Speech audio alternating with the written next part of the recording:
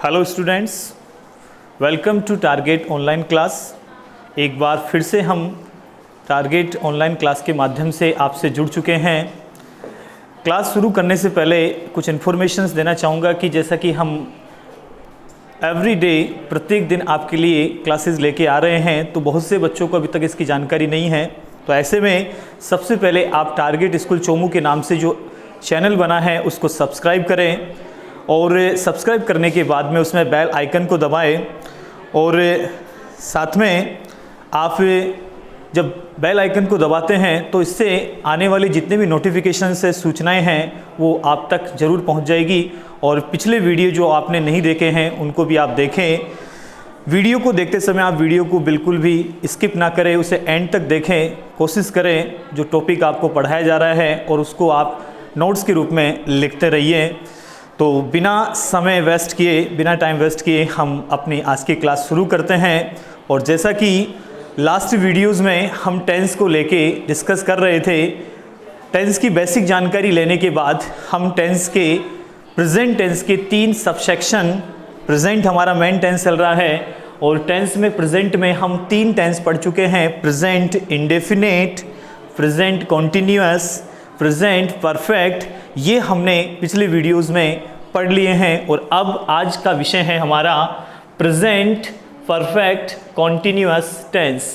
Present का last और चौथा हमारा टेंस है प्रेजेंट परफेक्ट कॉन्टिन्यूअस टेंस, जिसकी चर्चा ऑनलाइन क्लास के माध्यम से हम आज कर रहे हैं। सबसे पहले इस टेंस के बारे में जानकारी लेते हैं। तो जैसा कि टेंस का नाम है कि इसमें जो टेंस है उसमें जो कार्य हैं, वर्ब है, क्रिया, ये कंटिन्यूअस रहेगी, लगातार जारी रहेगी। समय इसमें प्रेजेंट रहेगा। लेकिन एक इम्पोर्टेंट जानकारी है कि इस टेंस के अंदर कार्य कंटिन्यू रहेगा, लेकिन इसमें जो भी कार्य होगा, जो भी क्रिया होगी, इस कार्य के शुरू होने का, स्टार्ट होने का समय आपको दिया जाएगा। स्टार्ट होने का टाइम या समय आपको दिया जाता है। इस टेंस के जो वाक्य होते हैं उसमें कार्य कब शुरू हुआ, ये समय आपको दिया जाता है कि कार्य कब शुरू हुआ, उसका एक समय सूचक शब्द आपको दिया जाता है। एक एग्जाम्पल लिखता हूँ, पहले मैं ट्रांसलेशन हम करेंगे, सीखेंगे, लेकिन एक एग्जाम्पल लेते हैं। और वो है जैसे मैं आपको 3 घंटे से पढ़ा रहा हूँ। एक सेंटेंस लेते हैं कि मैं आपको 3 घंटे से पढ़ा रहा हूँ। तो मैंने एक सेंटेंस लिखा है, I have been teaching you for 3 hours. ये एक सेंटेंस है। अभी आपको इस सेंटेंस नहीं समझ में आए कि कैसे बनाया, तो बिल्कुल भी आप कंफ्यूज ना हो, बिल्कुल भी ना घबराएं, क्योंकि अभी हम सिर्फ शुरुआत कर रहे हैं एक एग्जाम्पल लेके कि इस वाक्य के अंदर हम देखें तो इसमें जो कार्य हो रहा है वो है टीचिंग, पढ़ाने का। और मैंने जैसा कि कहा कि मैं आपको 3 घंटे से पढ़ा रहा हूँ, तो ये जो पढ़ाने का काम है, यहाँ पर आप देख रहे हैं कि वर्ब की फर्स्ट फॉर्म प्लस आईएनजी की स्थिति है। तो ये कार्य तो प्रेजेंट कॉन्टिन्यूअस में भी होता था। कंटिन्यूअस स्थिति जो है वो प्रेजेंट कॉन्टिन्यूअस में भी आती थी, जो सेकंड नंबर का टेंस हमने पढ़ा था लास्ट वीडियोस में। तो ऐसे में यहाँ इसमें अंतर क्या है? इसमें अंतर ये है कि इसमें ये जो कार्य है उसके शुरू होने का, कार्य कब शुरू हुआ उसका हमने समय देखा है इसमें, कि जैसा कि मैंने कहा I have been teaching for 3 hours. तो ये जो टीचिंग का काम है मैं 3 घंटे से कर रहा हूँ। 3 घंटे से, लास्ट जो गत 3 घंटे हैं तब से मैं ये कार्य कर रहा हूँ। तो हमें एक सूचना मिलती है, और वो सूचना मिलती है हिंदी में एक शब्द पकड़ में आता है, वो है से। और हिंदी के अलावा इंग्लिश में 2 शब्द हैं, एक है सिंस और एक है four.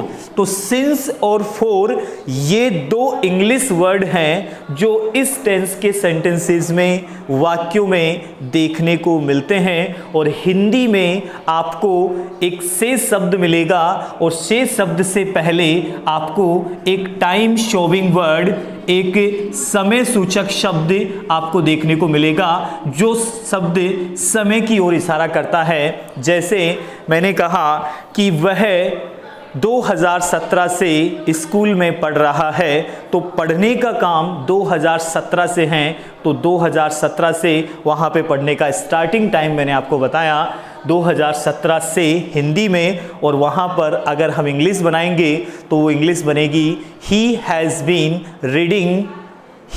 Been reading in school since 2017। 2017 से पहले सिंस आया है तो वो यहाँ पे पहचान हो जाती है। ये इम्पोर्टेंट यूज़ वाली जानकारी मैंने आपको बता दी। तो इस टेंस में सबसे इम्पोर्टेंट जानकारी ये है कि इसमें आपको कार्य के शुरू होने का समय दिया जाएगा कि कार्य शुरू कब होता है। अब हम बेसिकली बात करते हैं एक एक स्टेप की। तो हमारी स्टेप नंबर 1, जैसा कि पिछले टेंसेस में हमने पढ़ा था कि प्रत्येक टेंस का यूज़ हम करते हैं, हेल्पिंग वर्ब का प्रयोग हम करते हैं, रिकग्निशन का प्रयोग हम करते हैं, और मेन वर्ब और फिर ट्रांसफॉर्मेशन के लिए सेंटेंसेस का प्रयोग हम करते हैं। तो ऐसे में सबसे पहले इस टेंस का प्रयोग हम कब करते हैं? Use of PPCT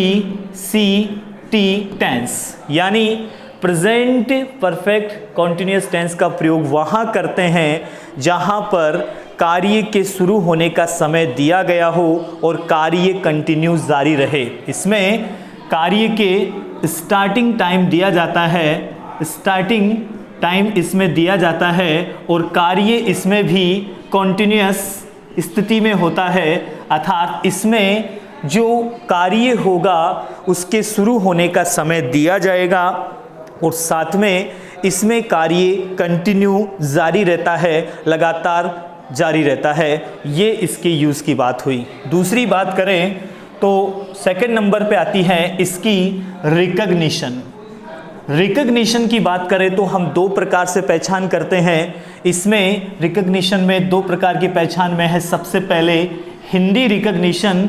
Hindi recognition में हम देखें तो लास्ट में हिंदी वाक्यों के अंत में अगर हम देखें तो इसमें शब्द आता है से रहा है, पहला वर्ड, से रही है दूसरा वर्ड, से रही है दूसरा वर्ड, से रहे हैं तीसरा वर्ड। बेसिकली ये शब्द देखने को मिलते हैं से रहा है, से रही है, से रहा है, से रही है और से रहे हैं। ये सिंगुलर के लिए आता है, ये पुल्लिंग के लिए आता है, ये स्त्रीलिंग सिंगुलर के लिए आता है और ये प्लूरल सब के लिए आता है। जैसे एग्जाम्पल है कि वह 1 घंटे से लिख रहा है। लिख रहा है तो रहा है, और मैंने क्या बोला है? 1 घंटे से। प्रेजेंट परफेक्ट कॉन्टिन्यूअस में और प्रेजेंट कॉन्टिन्यूअस में अंतर इतना सा है कि इसमें जो शेष शब्द आता है वही डिफरेंस करता है। ऐसे में यहाँ पे मैं ये भी कह सकता हूँ वह 1 घंटे से पढ़ रहा है। ध्यान दीजिएगा, वह पढ़ रहा है, एक तो ये है, और एक है वह 1 घंटे से पढ़ रहा है।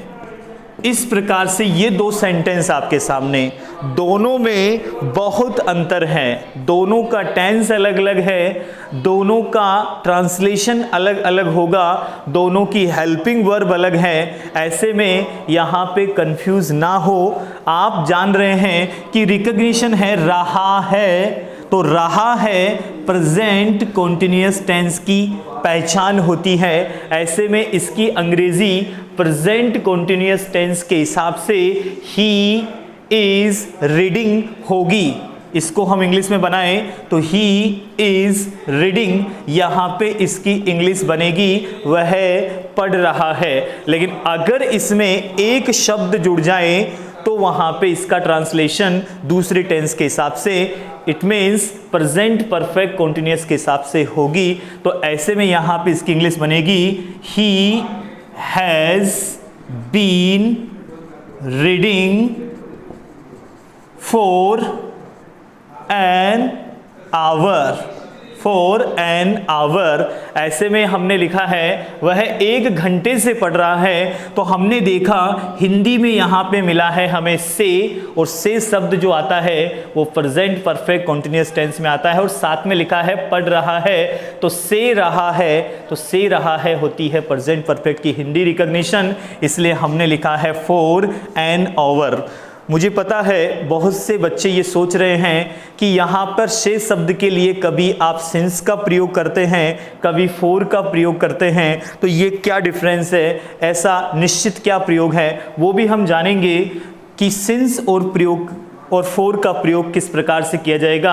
अभी हम रिकॉग्निशन की बात करते हैं, जब ट्रांसलेशन करेंगे तो सिंस और फॉर का प्रयोग हम आपको इजी वे में आसानी से बढ़िया तरीके से बता देंगे। तो ऐसे में हिंदी रिकॉग्निशन कंप्लीट होती है, उसके बाद में हम चलते हैं रिकॉग्निशन इन इंग्लिश, यानी इस टेंस की इंग्लिश में क्या रिकॉग्निशन होगी। तो इसके लिए हम इंग्लिश में रिकॉग्निशन की बात करें तो इंग्लिश में आपको यहाँ पे सिंस और फॉर ये 2 शब्द अगर आप पकड़ लेते हैं तो यहाँ पे इस टेंस को पहचान लेंगे कि ये प्रेजेंट परफेक्ट कंटीन्यूअस टेंस होगा। सिंस और फॉर ये 2 शब्द आपको देखने को मिलेंगे, और सिंस और फॉर के बाद में यहाँ पे आपको एक टाइम शोविंग वर्ड देखने को मिलेगा, जो शब्द समय की ओर इशारा करता है। जैसा कि अभी हमने लिखा था कि he is reading for an our, तो फॉर के बाद में जो शब्द है एन आवर वो एक समय सूचक शब्द है, और समय सूचक शब्द के पहले सिंस और फॉर का प्रयोग हम देखते हैं तो वो हमारा प्रेजेंट परफेक्ट कंटीन्यूअस टेंस का वाक्य होगा। बहुत ही इजी इसकी पहचान है। हिंदी में पहचान हो गई, से रहा है, से रही है, से रहा है, से रहे हैं। सिंगुलर और प्लूरल के लिए व्यक्ति खुद के लिए कहता है तो से रहा हूँ, और अगर स्त्रीलिंग शब्द है तो से रही हूँ, ऐसे शब्द देखने को मिलते हैं। और इंग्लिश में सिंस और for plus time showing word इसकी रिकॉग्निशन होती है। तो स्टेप नंबर 1 एंड 2 ये समाप्त होती है, use of this tense and recognition of this tense. तीसरे स्टेप पे हम पहुंचे तो तीसरी बेसिक इंफॉर्मेशन है इस टेंस की हेल्पिंग वर्ब। हेल्पिंग वर्ब की बात करें तो हेल्पिंग वर्ब इसकी होती है 2, पहली हैज़ बीन और दूसरी है हैव बीन। जैसा कि आप जानते हैं कि हैज़ और हैव का प्रयोग हम पहले भी कर चुके हैं। प्रेजेंट परफेक्ट टेंस में हम हैज़ और हैव का प्रयोग कर चुके हैं। यहाँ पे कॉन्टिन्यूस स्थिति को दिखाने के लिए हम बीन शब्द का प्रयोग करते हैं, तो ऐसे में इसका हैज़ का और हैव का प्रयोग as a present perfect tense ही होगा। फिर भी हम आपको रिपीट करके बताते हैं कि हैज़ का प्रयोग ही, सी, इट व सिंगुलर सब्जेक्ट्स के साथ किया जाता है, एक वचनकर्ताओं के साथ इसका प्रयोग किया जाता है। ऐसे में हैज़ बीन का प्रयोग ही, सी, इट व सिंगुलर सब्जेक्ट के साथ, और हैव का प्रयोग आई, वी, यू एंड यहाँ पे यू के बाद में दे एंड प्लूरल सब्जेक्ट के साथ हैव बीन का प्रयोग हम करेंगे। हैज़ बीन और हैव बीन की हेल्पिंग वर्ब्स का प्रयोग हम इन सब्जेक्ट के हिसाब से करते हैं, और इसके बाद में हम चलते हैं 4th स्टेप पे। 4th स्टेप है HV के बाद में आती है MV, जिसे हम मैन वर्ब कहते हैं, प्रेजेंट परफेक्ट कॉन्टिन्यूअस टेंस, जिसे शॉर्ट में हम PPCT टेंस कहते हैं। इसकी मैन वर्ब भी हम आसानी से याद कर सकते हैं। जैसा कि आपको शुरू में मैंने बताया था कि जो टेंस अपने आप में कॉन्टिन्यूअस शब्द रखता है, जिस टेंस के नाम में कॉन्टिन्यूअस शब्द होता है, टेंस के नाम हमने पढ़े थे, प्रेजेंट के 4, पास्ट के 4, फ्यूचर के 4, चारों टेंसेस जो होते हैं एक टेंस के, उनमें कॉन्टिन्यूअस शब्द 2 बार आता है, एक बार प्रेजेंट कॉन्टिन्यूअस, एक बार प्रेजेंट परफेक्ट। ऐसे में 12 टेंस में 6 बार कॉन्टिन्यूअस वर्ड आता है, और इसकी एक कंडीशन बताई थी, एक इजी रूल बताया था कि जिन टेंसेस के नाम में कॉन्टिन्यूअस शब्द आता है वहाँ निरंतरता होती है, और निरंतरता के लिए हम वहाँ पे वर्ब की फर्स्ट फॉर्म में ING लगा देते हैं। और वर्ब की फर्स्ट फॉर्म में आईएनजी कैसे जोड़े, इसके लिए लास्ट वीडियो आप देखिए। जो आप चैनल में जाएंगे तो लिंक में आपको पिछले वीडियोस में प्रेजेंट कॉन्टिन्यूअस टेंस वाक्य के मिलेंगे आपको, वहाँ पे आईएनजी जोड़ने के रूल भी दिए हुए हैं, उसके 3 नियम होते हैं। तो इस प्रकार से हम वर्ब की फर्स्ट फॉर्म में आईएनजी जोड़ करके यहाँ मेन वर्ब का प्रयोग कर सकते हैं। तो अब तक हमने 4 स्टेप की बात कर ली है। Step number 1 use of this tense, उसके बाद में हमने बात की रिकॉग्निशन, 3rd नंबर पे बात की एचवी हेल्पिंग वर्ब, और 4th पे हमने बात की एमवी यानी इसकी मेन वर्ब। अब हम बात करेंगे इसके सेंटेंसेस की। इसमें थोड़ा सा चेंज है, अगर आपको इसकी जानकारी नहीं है तो आपका ट्रांसलेशन सेंटेंस पूरी तरह से सही नहीं होगा, क्योंकि अब हमारी हेल्पिंग वर्ब की संख्या 2 हो चुकी है। अब तक हमने पढ़ा प्रेजेंट इंडेफिनिट में डू और डज एक ही हेल्पिंग वर्ब आ रही थी, फिर कंटिन्यूअस में इजेमार में भी एक आ रही थी, प्रेजेंट परफेक्ट में हैज़ और हैव इसमें भी एक आ रही थी, लेकिन अब हेल्पिंग वर्ब की संख्या 2 हो गई। ऐसे में नेगेटिव सेंटेंस बनाते समय, इंट्रोगेटिव सेंटेंस बनाते समय आप कंफ्यूज हो सकते हैं। तो वो कंफ्यूजन दूर करने के लिए हम एक बार फॉर्मूले लिखेंगे। तो ऐसे में हमारा 5th जो स्टेप है वो है स्ट्रक्चर ऑफ सेंटेंसेस, जिसे हम कहते हैं फॉर्मूले ऑफ सेंटेंसेस, यानी वाक्यों का सूत्र हम लिखेंगे। 4 से 5 प्रकार के वाक्य बेसिकली हम बनाते हैं। उसमें पहला जो सेंटेंस है वो है सिंपल सेंटेंस, जिसे हम शॉर्ट में एसएस लिखते हैं। सिंपल सेंटेंस का फॉर्मूला होता है सबसे पहले सब्जेक्ट, फिर एचवी में हेल्पिंग वर्ब में हम लेके चलेंगे has been oblique have been, दोनों में से एक का प्रयोग करना है। और आप जानते हैं हेल्पिंग वर्ब का प्रयोग सब्जेक्ट के अकॉर्डिंग होता है, सब्जेक्ट के नंबर को देखते हैं और उसके हिसाब से हम प्रयोग करते हैं। मेन वर्ब का प्रयोग हम करते हैं सब्जेक्ट के बाद हेल्पिंग वर्ब, फिर मेन वर्ब। मेन वर्ब में कंटिन्यूअस में हमेशा वर्ब की फर्स्ट फॉर्म में आईएनजी आता है, जिसे हम V4 भी कहते हैं, जिसे हम V4 भी कहते हैं।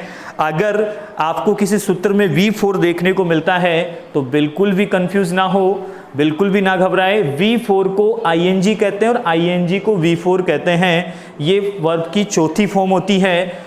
वर्ब की फर्स्ट फॉर्म प्लस आईएनजी यानी मेन वर्ब के बाद में ऑब्जेक्ट आता है, और ऑब्जेक्ट के बाद में इसमें अदर वर्ड नहीं आते हैं। अदर वर्ड ना आकर के सबसे इंपॉर्टेंट इंफॉर्मेशन होती है इसकी पहचान की इंग्लिश सेंटेंस में, कि इसमें आपको या तो सिंस मिलेगा या फिर फोर मिलेगा, एक ही मिलेगा, दोनों नहीं मिलेंगे।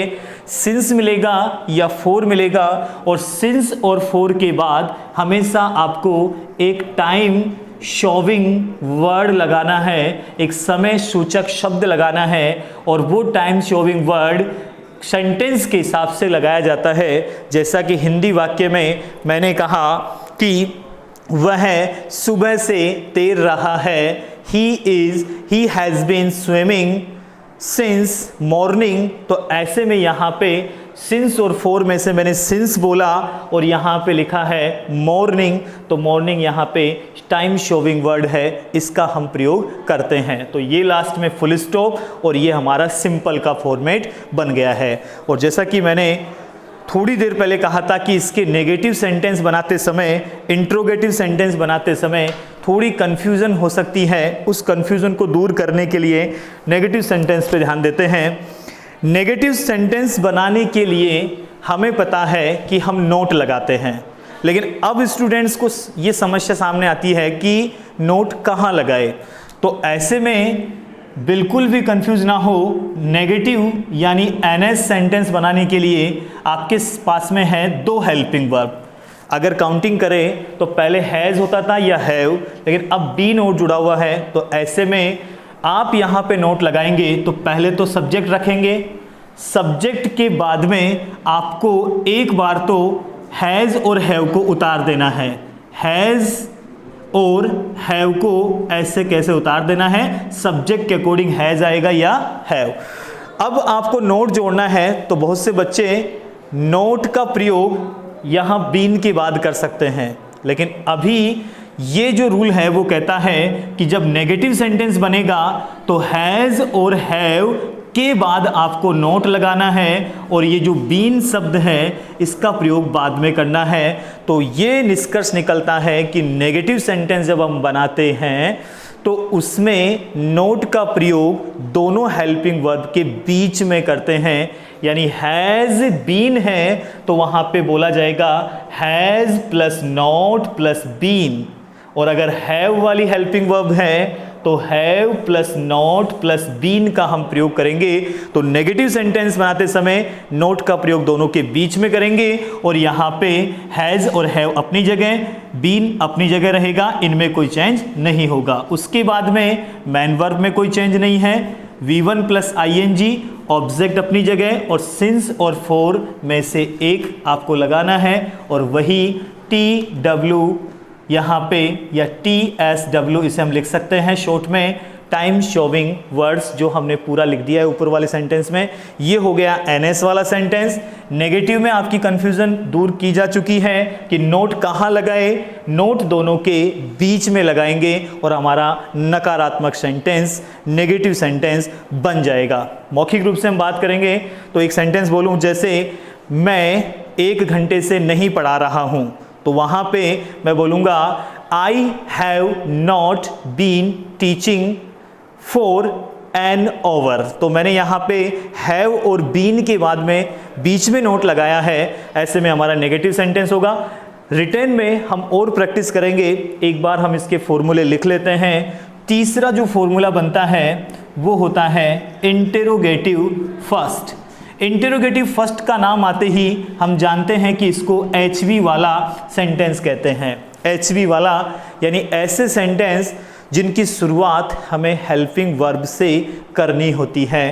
तो ऐसे में यहाँ पे अब समस्या एक और आती है कि हेल्पिंग वर्ब की संख्या 2 है, कौन सी को आगे लेंगे और कौन सी को यहाँ आगे नहीं लेंगे। तो ऐसे में यही कंफ्यूजन दूर होगा। यहाँ पे हैज़ बीन और हैव बीन है तो आपको हेल्पिंग वर्ब से शुरुआत करनी है, तो ऐसे में आप पहली वाली हेल्पिंग वर्ब को उठा लो, और निष्कर्ष ये निकलता है कि सब्जेक्ट जो है वो दोनों के बीच में रख दो, और बीच में रखोगे तो आगे वाली आगे रहेगी और एक सब्जेक्ट के पीछे रहेगी। तो ऐसे में फॉर्मूला बनेगा, पहले हैज़ आएगा या हैव आएगा, उसके बाद में सब्जेक्ट आएगा, सब्जेक्ट के बाद में अब बच क्या रहा है, दोनों में बीन है, तो हैज़ रहेगा तो भी बीन आएगा, हैव रहेगा तो भी बीन आएगा।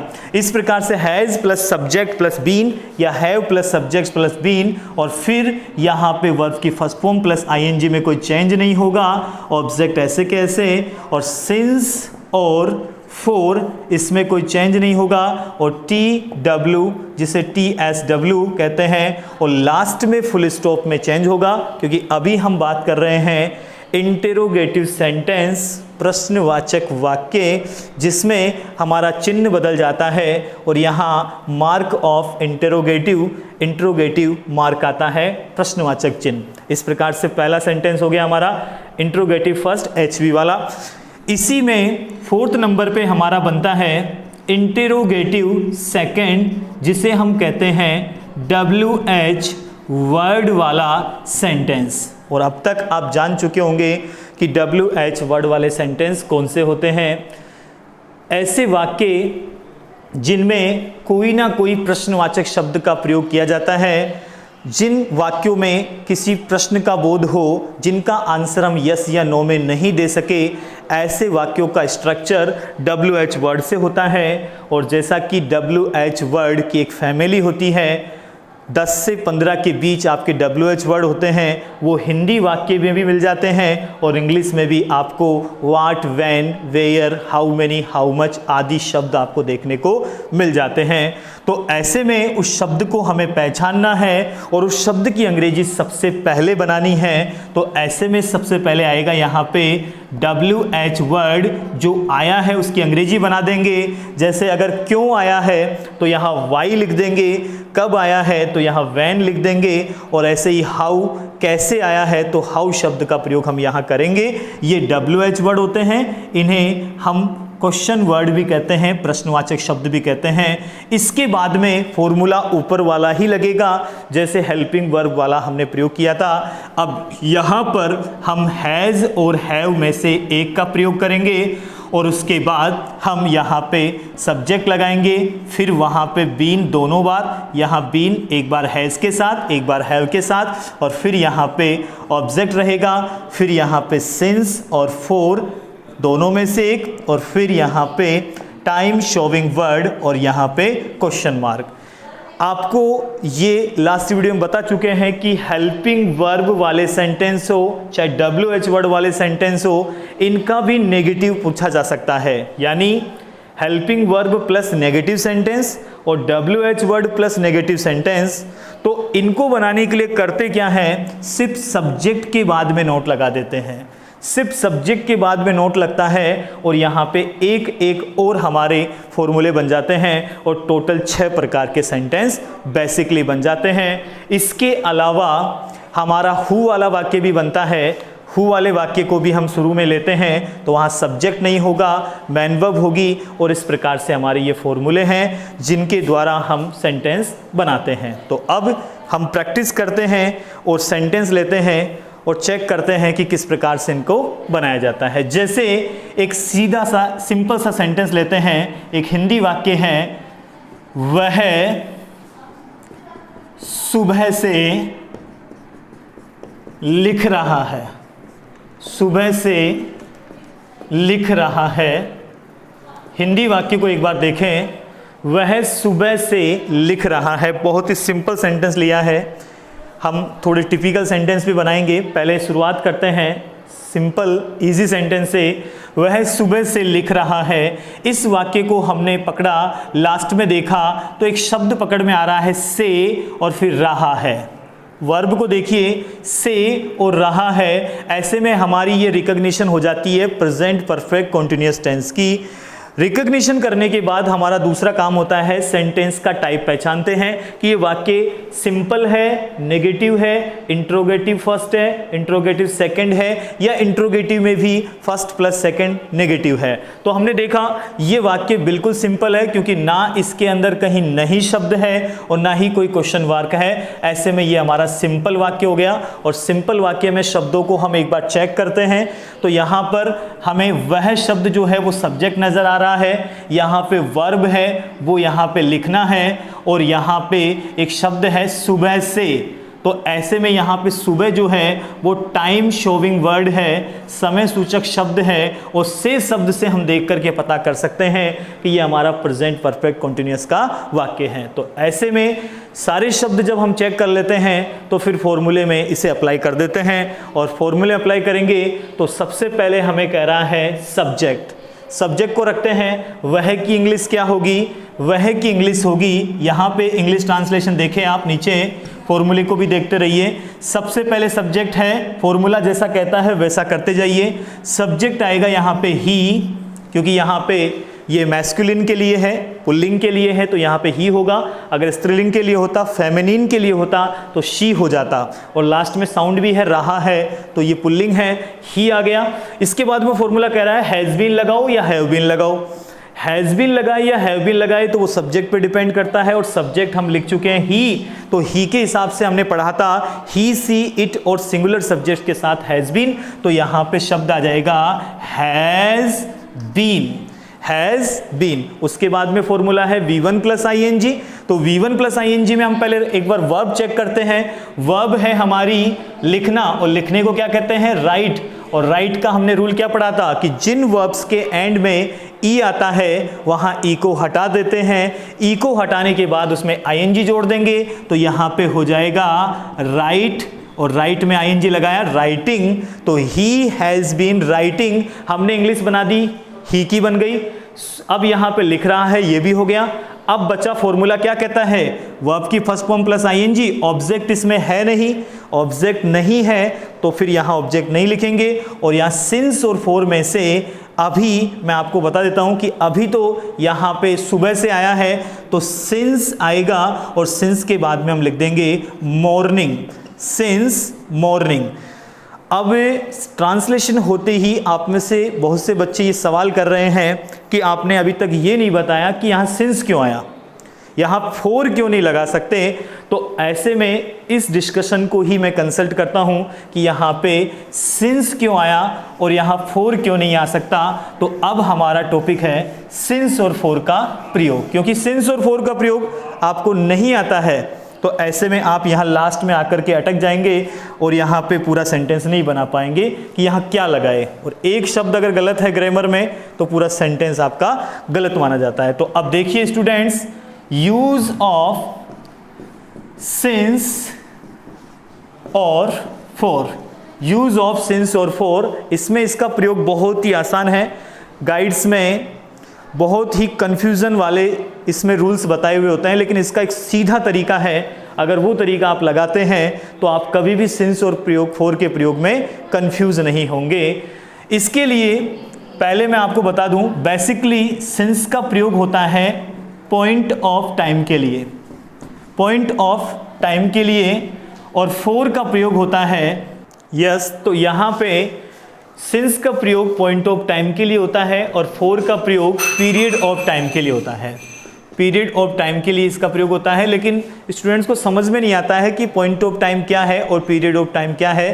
तो इसके लिए बेसिकली मैं जानकारी दे दूं कि सिंस का प्रयोग एक तो घड़ी के समय के लिए होता है, क्लॉक टाइम के लिए, time of clock, clock time के लिए यहाँ पे सिंस का प्रयोग होगा। अगर किसी सेंटेंस में घड़ी का समय का प्रयोग किया गया है, जैसे 4 बजे से 5 बजे से, तो यहाँ पे घड़ी के टाइम का अगर प्रयोग किया गया है 5 AM 6 PM, तो घड़ी के समय के साथ एक तो सिंस का प्रयोग होगा, number 1।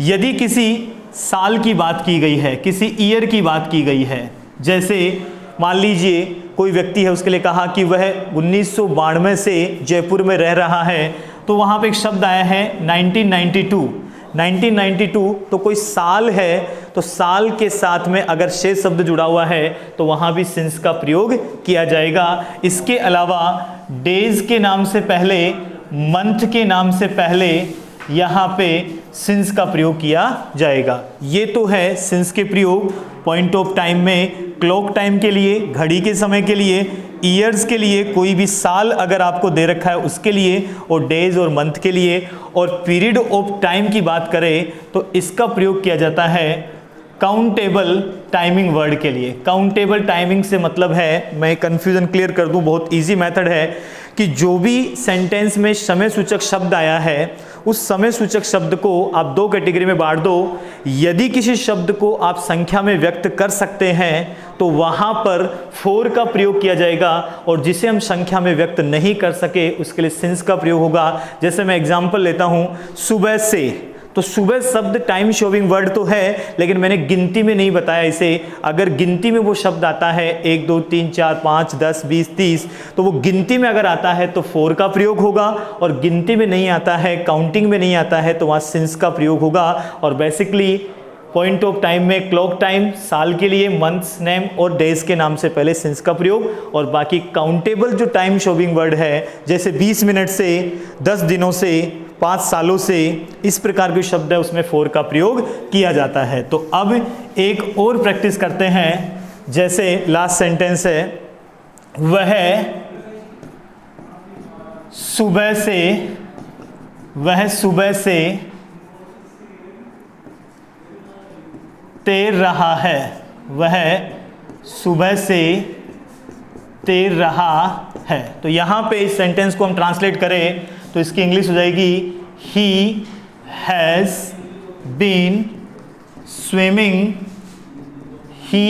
Been swimming since morning. तो यहाँ पर अब आप समझ गए होंगे कि यहाँ पे सिंस का प्रयोग क्यों हुआ है, और since morning point of time की वजह से यहाँ पे सिंस का प्रयोग किया है। सिंपल सेंटेंस की हमने प्रैक्टिस की, नेगेटिव इंट्रोगेटिव सेंटेंस की आप प्रैक्टिस और करेंगे। अगले वीडियो में हम नेगेटिव इंट्रोगेटिव फर्स्ट सेकंड आदि सेंटेंस की चर्चा और करेंगे। आप एक बार प्रैक्टिस करें, फॉर्मूले वगैरह लिख करके और प्रैक्टिस करें। आगे हम अगली क्लास में प्रेजेंट परफेक्ट कंटीन्यूअस के साथ में पास्ट इंडेफिनिट टेंस को शुरू कर देंगे। चैनल को सब्सक्राइब करें, बेल आइकन को दबाएं और प्रैक्टिस करते रहिए। Thank you for watching.